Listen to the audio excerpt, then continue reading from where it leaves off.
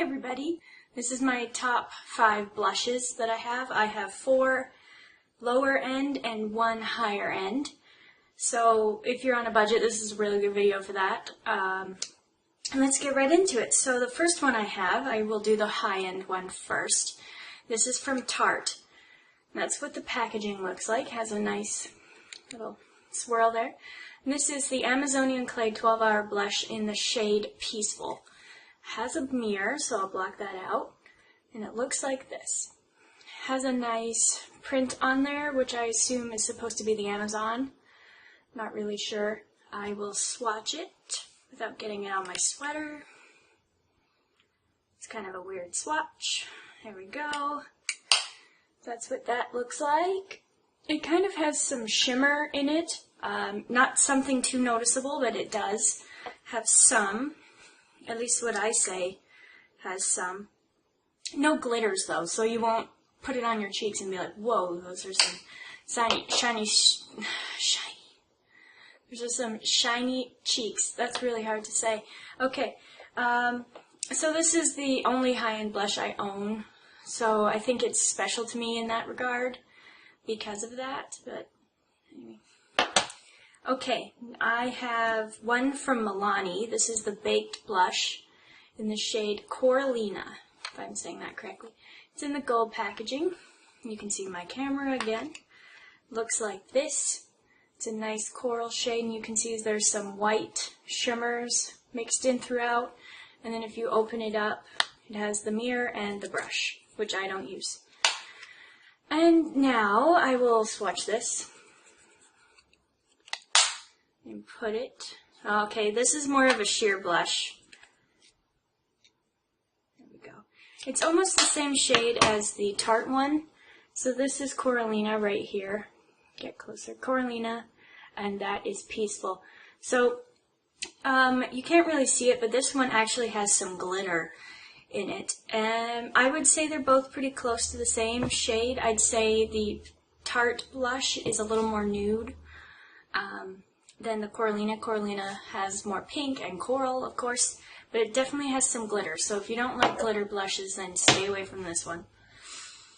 Next, I have one of the most talked about blushes, I think, on YouTube, and it is the Wet n Wild Color Icon Blush, and mine is in the shade Heather Silk.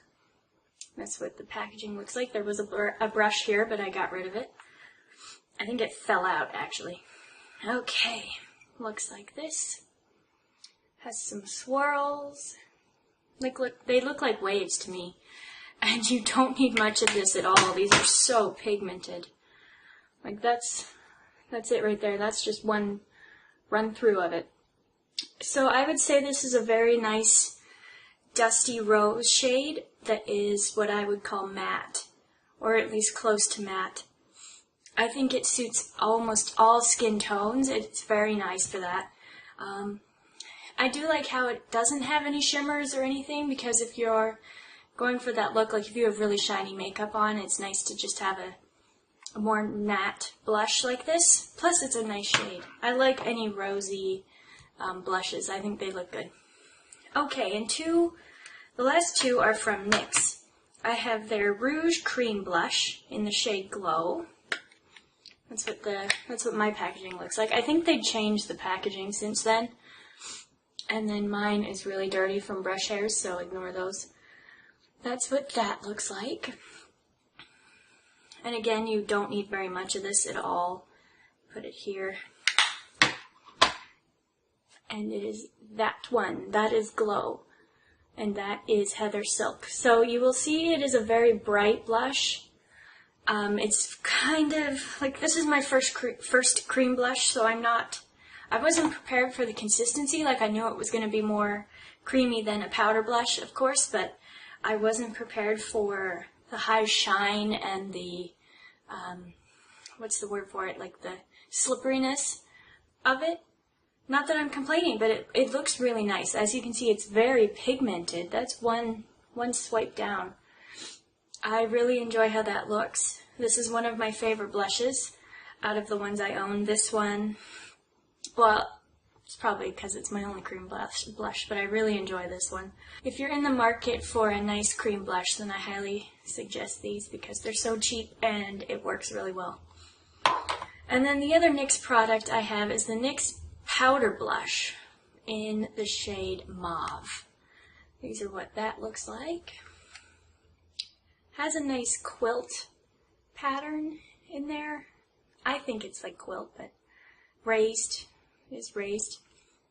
This shade does not really show up on my skin. Like, it's right there.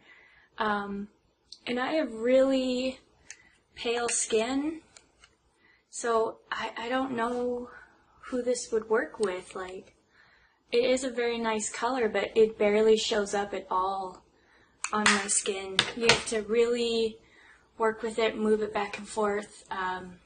You have to really move the brush in there and put it on, which I don't really want to do. I know, like, you buy a blush thinking, you know, it's going to go on immediately. I don't want to have to work with it because these other four, you don't really, you just swipe and go.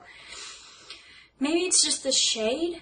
I am interested to try the other shades of blush they have, just to see if it works a lot better on my skin tone. This is probably just a too pale of a shade to work on me, or it's just too close to my skin tone. I don't really know why that doesn't work. Yeah, those are my top 5 blushes.